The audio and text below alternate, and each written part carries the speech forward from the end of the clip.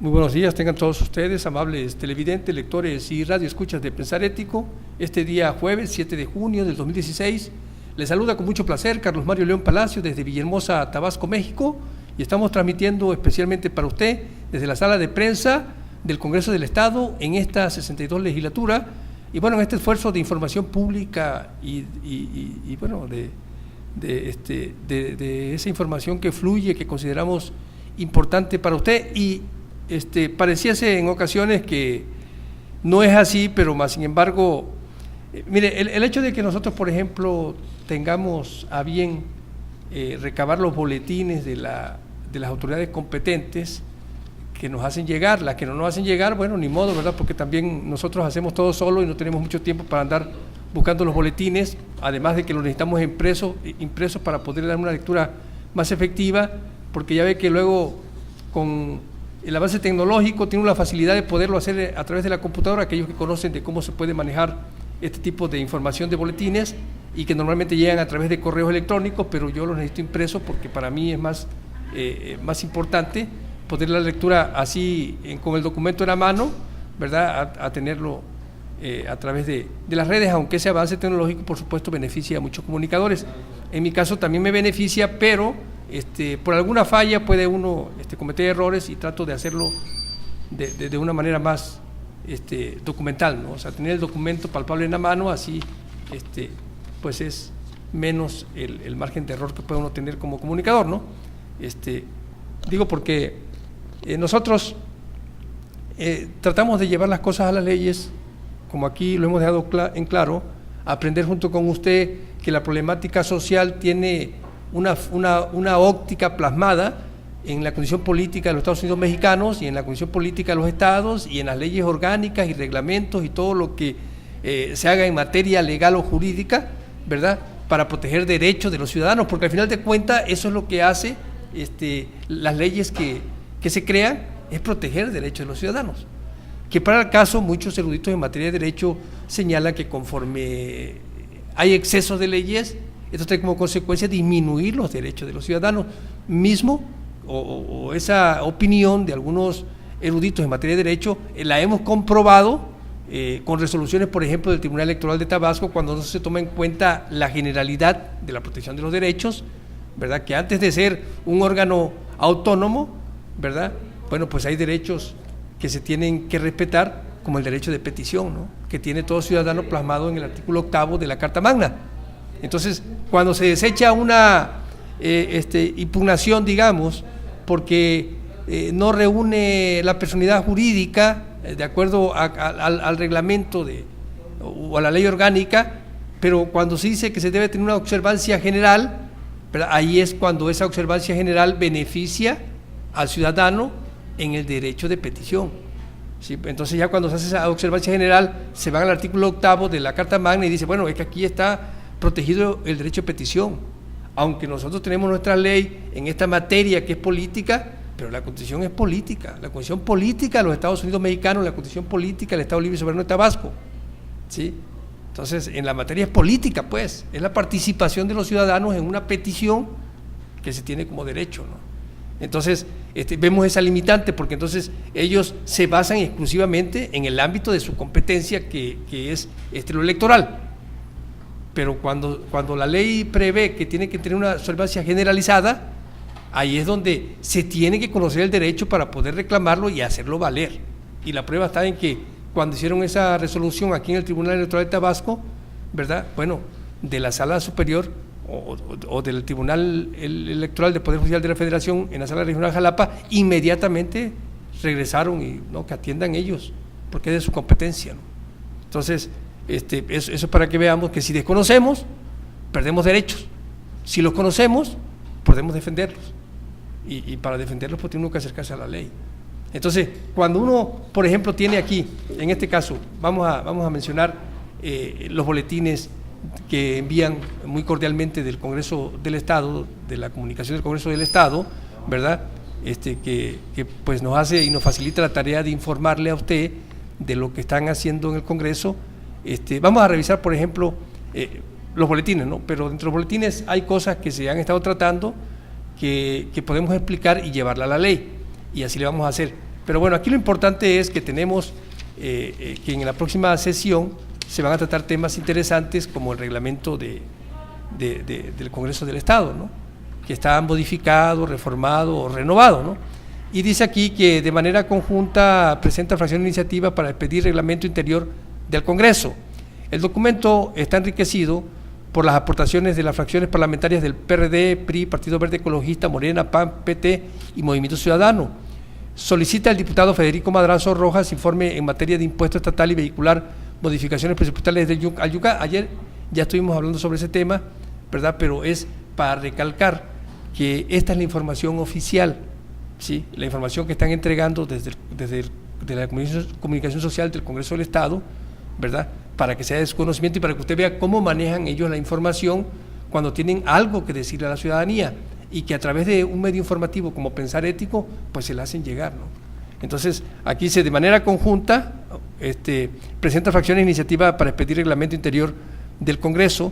Dice, el documento está enriquecido por las aportaciones de la fracción parlamentaria de los diversos partidos aquí representados, y luego dice que derivado del trabajo, consenso, compromiso y responsabilidad de las diversas fracciones parlamentarias que integran la 62 legislatura, durante la sesión de la comisión permanente que preside el legislador José Antonio de la Vega Mitia, se presentó una iniciativa de decreto para expedir el reglamento interior del Congreso del Estado. Dice, dicho documento, enviado para su estudio a la Comisión de Reglamentos y Políticas Reglamentarias, está enriquecido por las aportaciones de las fracciones parlamentarias de los partidos representados en el Congreso del Estado en esta 62 legislatura, y cumple con el propósito de reglamentar las disposiciones y obligaciones señaladas para el Congreso del Estado en la Constitución local y la Ley Orgánica del Poder Legislativo. Al señalar que las intenciones de construir un documento normativo para el fundamento de este ente público no es sencillo, mucho menos si es un órgano colegiado e integrado por diferentes corrientes políticas como es el Poder Legislativo. El presidente de la Comisión Permanente, José Antonio de la Vega Mitia, resaltó que en todo momento la 62 legislatura ha sido respetuosa de la diversidad política que integra dicho poder. Entonces, nos dice aquí más que el nuevo ordenamiento está integrado por 175 artículos distribuidos en 9 capítulos y 4 disposiciones transitorias relativas a derechos y obligaciones de los diputados, organización y funcionamiento de los órganos de gobierno del Congreso, regulación del Poder Legislativo, unidades administrativas del Congreso, servidores públicos del Congreso, ceremonial, versiones estenográficas de las sesiones y gacetas parlamentarias. O sea, todo esto es lo que está contemplado en el reglamento que se piensa aprobar en la próxima sesión extraordinaria que se va a realizar en este periodo que se está abriendo, ¿no? de sesiones previstas para el día 13 de julio, ¿no? Y bueno, aquí dice que en asuntos generales los legisladores José Antonio de la Vega Mitia y Manuel Andrade Díaz opinaron acerca de las expediciones de los formatos de la incorporación del régimen del LICET. Finalmente se clausura la sesión y se citó para la próxima, que se efectuará el día a las 11 horas del lunes 11 de julio. Dentro de estas opiniones que hicieron los diputados, pues surge el comunicado, ¿verdad?, del ICET, que nos habla del ICET, el boletín que nos habla del ICET, y nos dice que debe ICET explicar por qué no han expedido reglamento, que eso es la petición que hace el PRI, ¿no? El coordinador de la fracción parlamentaria del Partido Revolucionario Institucional, Manuel Andrade Díaz, pues se inconforma, ¿no? Y se conforma basado en la ley que en estos momentos, después de darle lectura a este boletín, vamos a consultar el artículo 67 del que hizo mención ayer Manuel Andrade Díaz en su intervención aquí en el Congreso del Estado, ¿no? Y que dejen claro que la fracción tercera pues habla sobre lo que se debe de hacer en estos casos, ¿no? Y dice que debe explicar por qué no han expedido reglamento, y lo dice de la Vega. El presidente de la JUCOPO consideró que el retraso pudiera deberse a que la Junta de Gobierno de este instituto puede estar corrigiendo posibles errores de redacción a donde la ley no es tan expresa. Pero recordemos que Manuel Andrade decía de que, bueno, el término ya se mencionó. Dice que el presidente de la Junta de Coordinación Política del Congreso del Estado, José Antonio Vegas Mitia, consideró que por respeto a los principios de transparencia que deben regir a toda institución y organismo público, la Junta de Gobierno del ICET debe explicar las razones por las cuales no han expedido el reglamento de la nueva ley de este instituto, ¿verdad? Y esto quiere decir que aquí en la legislatura no se está protegiendo a ningún funcionario, ¿no? Cuando menos eso es lo que han dejado ver en sus comentarios, en este caso el presidente de la Junta de Coordinación Política, José Antonio de la Vegas Mitia, ¿no? Aunque, insisto, la oposición representada por Manuel Andrade Díaz, en este caso del Partido Revolucionario Institucional, bueno, pues dejan claro de que están inconformes porque no se cumplió con establecer las bases claras para el cambio de régimen a la nueva ley o quedarse con la vieja ley de los trabajadores, ¿no? En cuanto a su jubilación y al respeto a sus derechos laborales. Pero nos dice que no obstante, el diputado reiteró toda la disposición del Poder Legislativo para reformar el transitorio del citado ordenamiento y ampliar el plazo a fin de que los trabajadores en edad de jubilación cuenten ya con el formato para solicitar ser pensionados mediante el nuevo o, en su caso, el antiguo régimen de ley, según sea su deseo.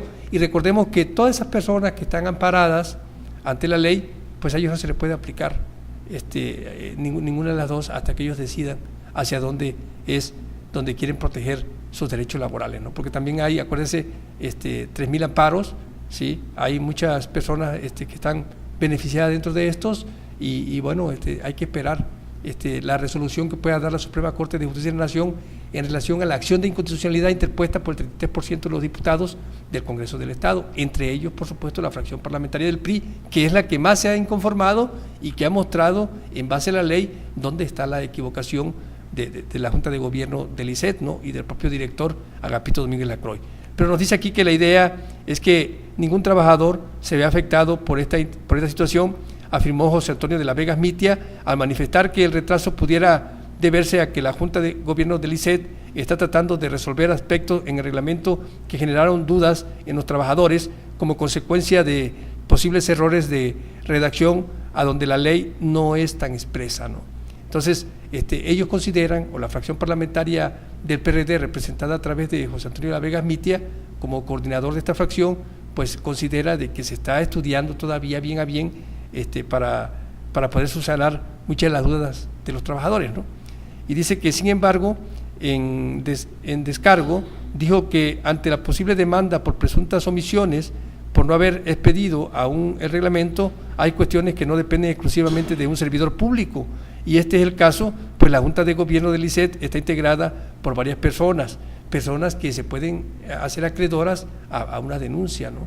Como lo dijo Manuel Andrade Díaz ayer, en la intervención que tuvo, ¿no?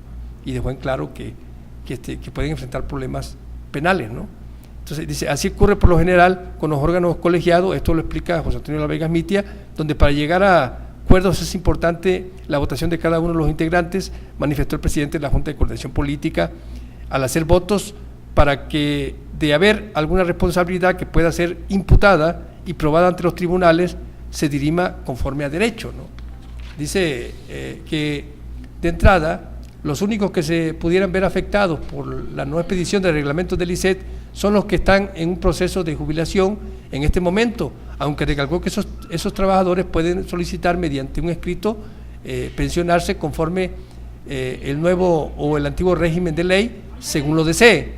Tras descartar que desde el Congreso local se intente proteger al director general del ICET, el diputado resaltó que están a favor de que la situación sea aclarada, porque esa es parte de la función del control del Poder Legislativo hacia los entes públicos. Por otro lado, a pregunta expresa de los representantes de los medios de comunicación, José Antonio de la Vegas Mitia aseveró que su responsabilidad en el Congreso lo mantiene ocupado, por lo que pensar en una posible nominación de su partido a la candidatura del gobierno del Estado no está dentro de sus prioridades en este momento. Pero más sin embargo, Manuel Andrade Díaz, con toda su experiencia, y aunque no pertenece al PRD, pero por supuesto que tiene una observancia generalizada de la política en el Estado de Tabasco y la palpa, ¿sí? Pues está diciendo que no haga bulla José Antonio de la Vegas Mitia porque la gallina es suya, ¿no? Y si se refiere a que es el virtual candidato, ¿verdad?, al gobierno del Estado de Tabasco por el Partido de la Revolución Democrática, ¿verdad? pues será por su conocimiento, por su participación en política o por su forma de llevar a cabo esta unificación de la diversidad de ideas que representan cada uno de los partidos políticos, ¿verdad? Representados en esta 62 legislatura en el Congreso del Estado. Bueno, pues todo eso pueden ser cualidades que pueda observar Manuel Andrade Díaz para decir de que José Antonio de la Vega Asmitia es el virtual candidato al gobierno del Estado de Tabasco en el 2018, ¿no? Aunque ahora aclara José Antonio de la Vega Asmitia, yo no puedo caer en este momento en ese tipo de información o de opiniones, porque para empezar, no voy a caer en ningún acto adelantado de campaña, ¿verdad? Porque eso es un delito, él lo conoce plenamente, ¿verdad? Y lo único que dice es que se está ocupando de su responsabilidad que tiene ahora como presidente de la Junta de Coordinación Política, ¿verdad? Y coordinador de la fracción parlamentaria del Partido de la Revolución Democrática aquí en el Congreso del Estado de Tabasco en esta 62 legislatura, ¿no? Y luego dice que la política es tiempo y circunstancias, y ahora no es el momento de pensar en eso. Sostuvo finalmente el legislador al tiempo de recalcar que su mente está en seguir trabajando para cumplir a los ciudadanos lo que esperan de sus diputados, y en su oportunidad todos los que aspiren deberán tomar definiciones, pero ahora no estoy preocupado por esta situación, dijo José Antonio de la Vega Asmitia, ¿no? Pero cuando nosotros vemos en qué se basa Manuel Andrade Díaz, o en una de las bases que hace Manuel Andrade Díaz para decir que el reglamento del ICET, ese formato que debieron de haber hecho para que el trabajador decidiera hacia dónde acudir, que ya aquí explicamos ampliamente, pero solamente dejamos en claro que era el artículo 67, ¿verdad? Porque en parte del escrito que entregó Manuel Andrade hablaba de este artículo, el artículo 67, que se desprende del título séptimo de la responsabilidad de los servidores públicos y patrimonial del Estado.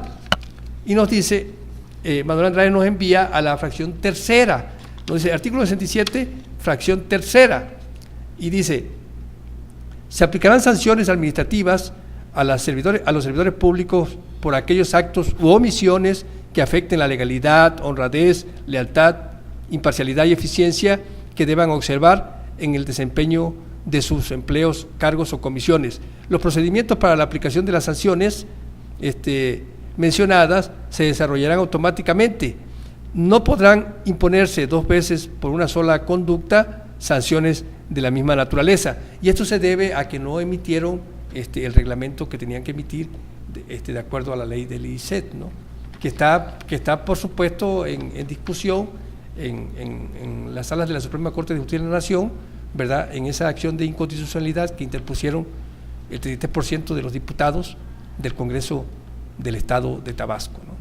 Y bueno, por otra parte también de la comunicación social de aquí del Congreso nos hacen llegar el boletín de la instalación del voluntariado del Congreso del Estado. Dice que se sumará a los trabajos que realiza el sistema DIP Tabasco y el Centro de Recursos para la Atención Integral al Espectro de Autismo, CRIAC. Y dice que ya quedó instalado, que como parte del trabajo que realiza el Poder Legislativo a favor de la ciudadanía y en aras de unificar esfuerzos que beneficien a la población y en especial a la niñez, se instaló el voluntariado del Congreso del Estado de Tabasco, presidido por Adriana Brindis Fernández de la Vega, ¿no? Que es la esposa del presidente de la Junta de Coordinación Política, José Antonio de la Vega Asmitia, ¿no? Dice, el evento realizado en la sala de Junta de Presidencia del Recinto Legislativo, donde estuvo presente el presidente de la Junta de Coordinación Política de la 62 legislatura, José Antonio de la Vega Asmitia, la presidenta del Consejo Ciudadano Consultivo del Sistema DIP Tabasco, profesora Marta Lilia López Aguilera de Núñez, y la presidenta de dicho patronato en el Poder Legislativo, Adriana Brindis Fernández de la Vega, ¿no? Y bueno, y nosotros lo que pudimos escuchar ayer de lo que decía la presidenta del DIP estatal, ¿verdad?, o del Consejo Consultivo, pues es que la intención de que participen, en este caso las esposas de los legisladores y las diputadas que tienen a bien representar a diversos partidos aquí en el Congreso del Estado, así como la esposa del presidente de la Junta de Coordinación Política, José Antonio de la Vega Asmitia, es con la intención de atraer recursos federales para poder ayudar a más personas, ¿no? Al menos eso fue lo que se dejó en claro el día de ayer en la intervención de la señora Marta Lilia López Aguilera, ¿verdad? Fue lo que dijo, ¿no? Que era para que arribaran recursos federales, por eso se crea se conforma pues el patronato de la 62 legislatura para beneficiar a más personas, ¿no? Entonces, esas son las cosas que aquí en el Congreso se trataron ayer, y entonces de esa manera es como usted tiene una visión de lo que la autoridad entrega al ciudadano como información, y tiene usted las críticas que de una u otra manera recibe por parte de los propios diputados cuando se habla de cuestiones más encaminadas hacia la legislatura, hacia la política, ¿no? Y fuera de lo del patronato, pero más encaminadas hacia la iniciativa, proyectos de decreto y todo esto, ¿no?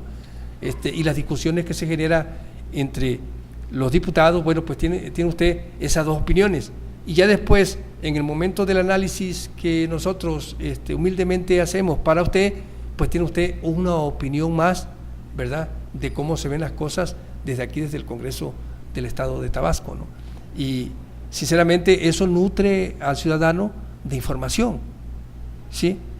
Mire, por ejemplo, nosotros hemos estado proyectando la imagen del programa de la PGR de la prevención de delitos, ¿verdad?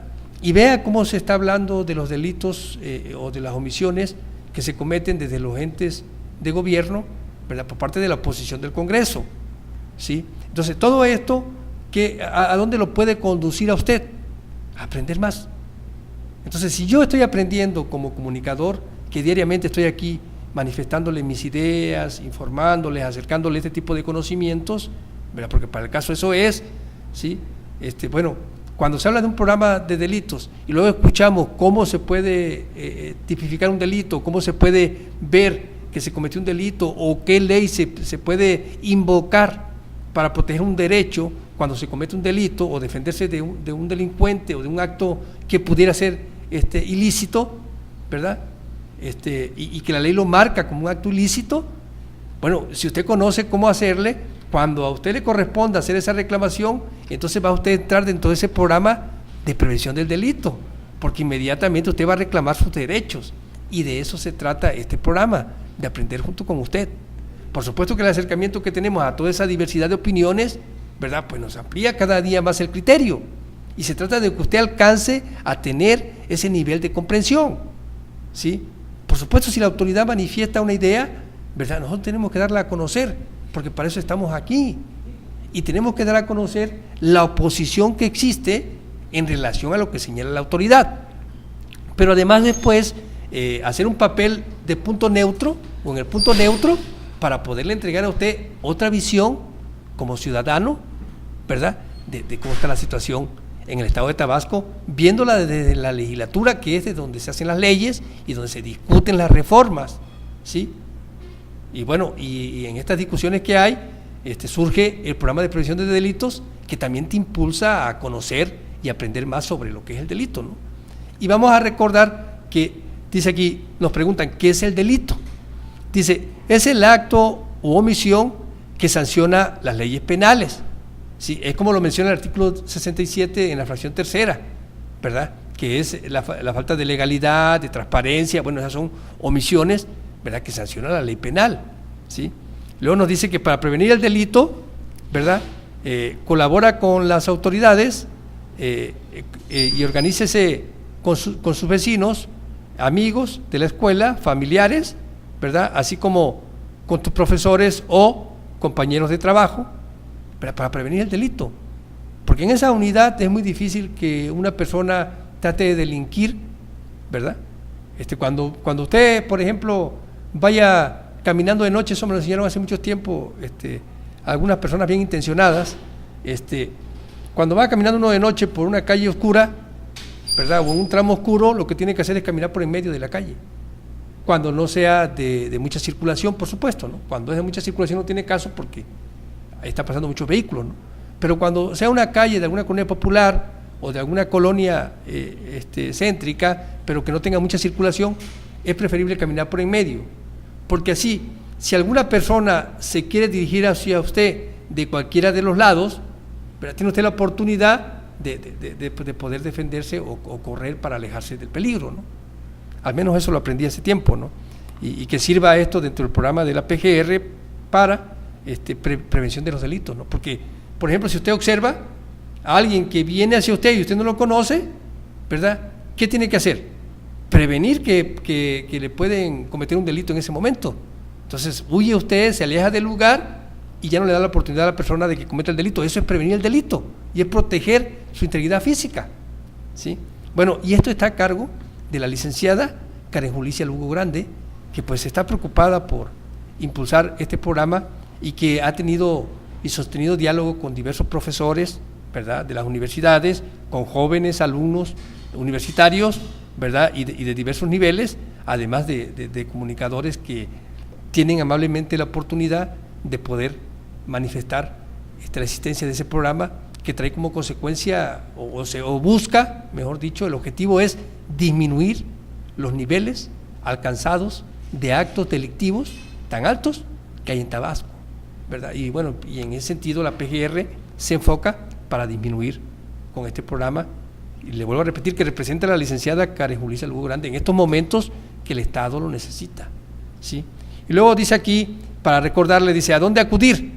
Dice, recuerda que las procuradurías tienen competencia distinta. La Procuraduría General de la República, PGR, investiga conductas ilícitas que afectan los intereses del país, tales como delitos contra la salud, portación ilegal de armas de fuego, delitos contra el medio ambiente, daños al patrimonio arqueológico, artístico e histórico, ataques a las vías generales de comunicación, como ahora los bloqueos que hubo, delitos electorales, como los que se señalaba en la elección pasada, delitos fiscales, delitos contra los derechos del autor y violación de correspondencia, entre otros. Entonces, esta es la competencia de la PGR, ¿verdad?, para atender estos delitos, ¿no? Y dice que la Procuraduría General de Justicia de las entidades federativas investigan los delitos del fuero común, es decir, los que lesionan a los particulares en su persona, patrimonio o en sus derechos, tales como prostitución infantil, robos de vehículos, robo a casa, habitación, mercancía, dinero, valores, violación, lesiones, homicidio, extorsión, amenazas, secuestros, entre otros, ¿verdad? Y entonces, de esa manera, cuando usted conoce cómo canalizar los delitos, ¿verdad?, pues acude a la autoridad competente. Y cuando nosotros hemos acudido, por ejemplo, a la Procuraduría General de la República, es porque se está rompiendo el Estado de Derecho, ¿no?, en Tabasco. Y se rompe el Estado de Derecho en Tabasco, por supuesto que se lesiona el federalismo, ¿no?, el federalismo que representan en este caso la PGR, ¿no? Entonces por eso hemos acudido ahí, no porque no sepamos, nosotros aceptamos lo que las autoridades tengan a bien hacer, porque debemos de ser respetuosos. Y la verdad que nosotros no buscamos imponer nuestras ideas, nosotros buscamos manifestarlas y defender nuestro derecho a informar, ¿verdad? Y cuando nosotros vemos, por ejemplo, que hay un sinnúmero de asesinatos, ¿verdad?, bueno, pues entonces tenemos que inconformarnos y denunciar. Y cuando eso sucede y vemos a los intelectuales, a los líderes de opinión del Estado que se están inconformando y que todos los medios de comunicación dan cuenta de actos violentos, ¿verdad?, por falta de seguridad, pues tenemos que denunciar a la autoridad competente, ¿no? Y sí es competencia de la PGR, pero en este caso ya esto fue atraído por la Fiscalía General del Estado y bueno, pues hay que ser respetuoso, ¿no? Si lo hicieron es porque ellos creen o justificaron su competencia, ¿verdad? Y ahora tienen que actuar en consecuencia, integrar la averiguación y consignarla, ¿no? Entonces, pues eso es lo que nosotros tratamos de hacer, ¿no? O sea, tener una participación como sociedad activa, ¿no? O sea, personas que queremos la recuperación del Estado de Derecho y que no queremos que nuestros descendientes enfrenten los problemas que ahora nosotros estamos enfrentando como ciudadanos, ¿no? A ver tantas cosas que suceden y no poder hacer nada, ¿no? Entonces, esos son uno de los problemas serios que enfrentamos como tabasqueños, ¿no? Y luego, pasando un poco a lo de, y que por eso, bueno, se crean estos programas de prevención del delito, ¿no?, de la PGR, o sea, tratando de darle a la ciudadanía el conocimiento para que se pueda defender, ¿no? Entonces, cuando nosotros entramos a la revista La Conducet sobre los niños también cuidan sus finanzas, nos dice, y aquí nos especifican que ellos pueden saber más que nosotros en un momento. Y dice, algunas personas creen que el tema del dinero no es acto para niños, para transmitirles a tus hijos las bases y enseñarles los beneficios de llevar unas finanzas sanas, ayuda a que en un futuro sean personas responsables con el manejo de su economía. Dice, con el motivo del Día del Niño, bueno, fue en abril, ¿no? Dice, estos amiguitos nos contaron cómo viven las finanzas dentro de su familia y además nos demuestran que si importa su edad, todos pueden ahorrar. Y bueno, aquí tenemos una serie de opiniones y nos dice Isaac Yael Espinosa Saavedra, de 9 años, nos dice, cuando le ayudo a mi mamá con la limpieza de la casa, mi papá me da dinero y lo estoy guardando hasta tener mucho. Luego, Bárbara Sofía Pérez Ramírez, de 5 años, nos dice, mi mamá me enseñó a anotar en una libreta todo lo que quiero comprar. También anoto cuánto dinero voy metiendo a mi alcancía para poder comprarme una bici. Y bueno, ese es el deseo de esta niña, de comprarse una bicicleta, y para eso ahorra, ¿no? Y luego aquí Dylan Raciel Arcos López, de 7 años, dice, mi mamá me dice que cierre la llave del agua cuando no la uso, así le ayudo a no pagar tanto cuando llega el recibo, ¿verdad? Además que también ayuda a que no se desperdicie el agua, ¿verdad? Y aquí Joanan Chosabet y Dana Ávila Rodríguez, de 7, 6 y 4 años, Joan Josabet y Dana Ávila Rodríguez, de 7, 6 y 4 años, respectivamente, opinan que no le pedimos dinero a nuestros papás para gastar en la tienda de la escuela, mejor lo guardamos para que nos compren los juguetes que nos gustan. Entonces, de esta manera es como los niños aprenden a ahorrar, y bueno, esa es la opinión de los propios niños, ¿no? Y pasando a la Ley Orgánica de los Municipios, que estamos tocando el tema del título tercero, de la suspensión y desaparición de los ayuntamientos y de la revocación y suspensión del mandato de algunos de sus miembros, en el capítulo segundo de la desaparición de los ayuntamientos, nos dice en el artículo 56 que se considera desaparecido un ayuntamiento por las mismas causas graves establecidas en el artículo anterior, calificada por la legislatura local mediante la declaración correspondiente, emitida por acuerdo de las 2/3 partes de sus integrantes. También se declara desaparecido un ayuntamiento en caso de renuncia o falla absoluta de la mayoría de los integrantes y declaración de desaparición del cargo que impida la integración del quórum correspondiente. Dice, en los casos de que se pueda celebrar nuevas elecciones, un consejo municipal se encargará provisionalmente de las funciones del ayuntamiento en tanto toman posesión los nuevos integrantes de como lo que pasó aquí en el municipio del Centro, ¿no? Y que ahora, bueno, ya está como presidente, ¿verdad? Legalmente electo, ¿verdad? Gerardo Gaudiano, ¿no? Pero anteriormente el que está ahora en la Coordinación de Comunicación Social, pues era el presidente del consejo, ¿no? El consejero número 1, digamos, el encargado de todo el dinero que se derrochó, que se gastó, ¿no? Bueno, aquí los concejales, estamos hablando de Francisco Peralta Burelo, por supuesto. Dice, los concejales deben reunir los mismos requisitos que esta ley exige para los regidores, porque pareciera que llegan a saquear, ¿no? O sea, hizo un reloj que ni siquiera se ve bien, pero bueno, él hizo un reloj, lo cambió de lugar, causó un impacto informativo, ¿verdad? Y una discusión entre conocedores de la materia, ¿verdad? Pero bueno, él hizo lo que quiso, y el derroche de dinero, mucha gente lo está señalando, ¿no? Entonces, bueno, hasta aquí vamos a dar la lectura del artículo 56, ¿verdad?, de la desaparición de los ayuntamientos, para que vea usted que como autoridad también pueden ser sancionados, ¿verdad?, si no tienen un comportamiento apropiado como la ley lo marca, ¿no? Y cuando vamos, bueno, en este momento vamos a pasar a la condición política de los Estados Unidos mexicanos, en ese esfuerzo de información pública y de la búsqueda del aprendizaje, ¿verdad?, y de compartimiento de los conocimientos que nos hemos acercado y nos acercamos diariamente, ¿no? Seguimos con la lectura del artículo 20, en el inciso B, dice, de los derechos de toda persona imputada, ¿verdad? Dice, en la fracción primera, a que se presuma su inocencia mientras no se declare su responsabilidad mediante sentencia emitida por el juez de la causa. Aquí le voy a explicar una cosa. Por ejemplo, a usted le robaron algo. Se detuvo a la persona con el objeto que robó. Por supuesto que si usted sabe que es él y está detenido y tiene la prueba, el cuerpo del delito, ¿verdad? Pues es el culpable, ¿no? Pero más sin embargo se debe de presumir, aún así fíjese, se debe de presumir la inocencia de la persona que está siendo imputada, señalada o detenida, ¿sí?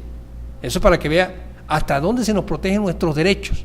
Por supuesto que ya cuando hay una decisión de un juez es porque hay un estudio profundo de la situación y se llegó a la conclusión a través de una sentencia de que es responsable, ¿no?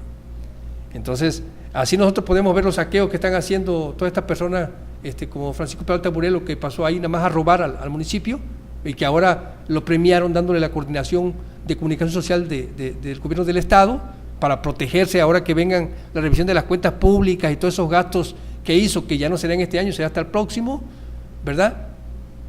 O puede ser que parte entre dentro de este año en esa revisión, ¿no? Porque se revisa un año anterior, bueno, pues está ahí para protegerse, ¿no? Porque tiene el contacto con todos los medios informativos, ¿no? Pero de que hubo saqueo lo hubo, ¿sí? Y de que hubo un mal trabajo lo hubo, porque las personas lo han señalado, pero más sin embargo, como no está siendo denunciado, primeramente, nadie denuncia, ¿verdad? Pues se tiene que presumir su inocencia hasta que alguien lo denuncie y se compruebe de que verdaderamente cometió el delito, ¿no? Después de un estudio de la presentación de las pruebas que haga usted como ciudadano o como grupo social o como partido político o como diputado, ¿no? O después de que el OCFE vaya y denuncie, ¿no? Porque depende también si el OCFE con esa frialdad con la que actúa, pues tome la decisión de poder denunciar al que presidió el Consejo Ciudadano en el municipio del Centro, Francisco Peralta Burelo, que hoy está siendo beneficiado con la función pública y está en la coordinación de comunicación social del gobierno del Estado, ¿no? También depende del OCFE, ¿no? Y de esa protección que haga a nuestros derechos que nosotros tenemos, a que las autoridades actúen con mucha responsabilidad, con legalidad, con transparencia, y que muchas de las veces no lo hacen, ¿no? Pero mientras tanto así, pues tendremos que presumir su inocencia, ¿no? Mientras no haya inclusive denuncia, ¿verdad?, que lo señale como tal, aunque las cosas, como le vuelvo a repetir, pueden ser obvias o puede haber cuerpo del delito, pero si el OCFE no denuncia, nosotros perdemos derechos, nuestro presupuesto se está acabando, el dinero cada vez está más comprometido, y está más comprometido y lo podemos comprobar con los empréstitos que se están haciendo, ¿no?, y que están solicitando. O sea, eso quiere decir que los municipios ya no tienen finanzas sanas, que tienen que acudir a empréstitos para poder sostener su gobierno, ¿verdad? Y está pidiendo un 25% y la ley prevé 15%. Se tienen que crear fideicomisos para que se pueda dar ese préstamo, ¿verdad? Por supuesto, en deterioro de las finanzas de los municipios, ¿no? Pero esa es la situación económica en la que están dejando a los municipios, y es la alternativa que tienen de solicitar empréstitos para poder sostener su mandato o su gobierno o su trienio. Entonces, es una cosa seria que también están aquí estudiando los diputados, y son temas que se van a tratar en el primer periodo extraordinario que van a hacer el día 13 de julio. Entonces, eso es para que vea usted que aquí estamos pendientes y que poco sabemos, pero bueno, lo manifestamos con mucho gusto y con la intención de aprender junto con usted, ¿sí? Luego dice que dice de los derechos de todas personas imputadas, en el inciso B, como dijimos en la fracción 2, nos dice a declarar o a guardar silencio desde el momento de su detención, que se harán saber los motivos de la misma y su derecho a guardar silencio, el cual no podrá ser utilizado en su perjuicio. Queda prohibida y será sancionada por la ley penal toda incomunicación, intimidación o tortura. La confesión rendida sin la asistencia del defensor carecerá de todo valor probatorio, ¿no? Bueno, y cuando nosotros dicen, bueno, pero usted, ¿cómo es que señala usted a Francisco Peralta Burelo? Bueno, pues ahí está el video que tuvimos a bien presentarle el día de la inauguración de la estatua de Leandro Romero Zaguade, ¿verdad?, donde él está diciendo que no dio nada al municipio, y más sin embargo en la tabla estadísticas de cómo se realizó todo y qué fue lo que se utilizó y con qué material y todo, cómo se especifican las obras, pues se dice que sí tuvo que 900,000 pesos que aportar el municipio, ¿no? aproximadamente. Entonces, y él dice que no, pues ahí está mintiendo, ¿no? Y nada más con eso es una denuncia y es más que claro que es culpable. Por supuesto que se tiene que caer en esa presunción de inocencia, ¿verdad? Porque la ley así lo marca, pero no porque no haya un acto y no haya el cuerpo de delito, ¿sí? Cuando, insisto, con ese video se comprueba que lo que estoy diciendo aquí es cierto, ¿sí? Entonces, pero bueno, la autoridad tiene que investigar, pero si el OSFE no lo hace, si el OSFE no denuncia ante la Fiscalía ¿cómo va a investigar? Y ellos dicen, bueno, nosotros por oficio no podemos actuar, pero sí pueden actuar, nada más que ellos esperan a que haya denuncias. Pero entonces, ¿y cómo va a saber usted eso si nadie se lo dice? Pues tiene que estudiar la ley para decirle, mire, si usted revisa su ley orgánica, aquí le dice que tiene que actuar usted por autonomía cuando vea esa situación en el Estado, porque se está enterando de lo que está pasando, es público, es una información pública, nada le cuesta ver si es cierto o no es cierto, pero está pasando en un acto público, ¿sí? Entonces eso es lo que se ha perdido, porque antes eso existía, la autoridad investigaba, ¿sí? Entonces inmediatamente las cosas se aclaraban, pero ahora no se aclaran porque iba quedando y se atreven a hacerlo público y a mentir en público comprobado.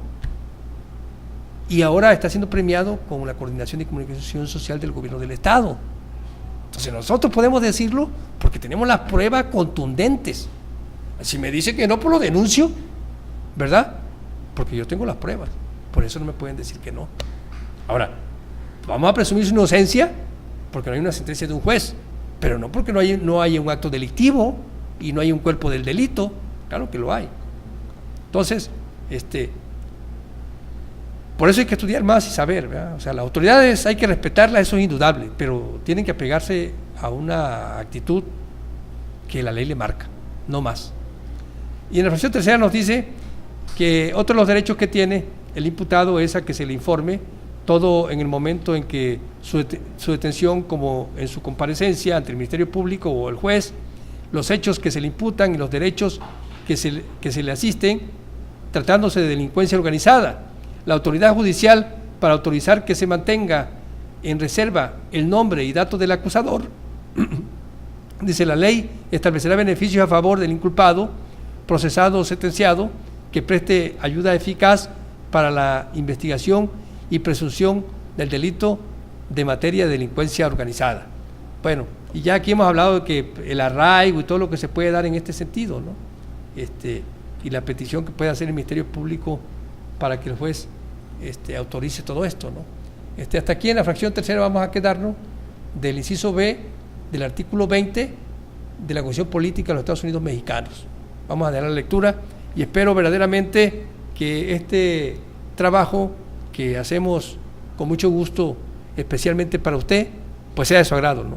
Y gracias, muchas gracias por escucharme y recuerde, aprendamos juntos con Carlos León.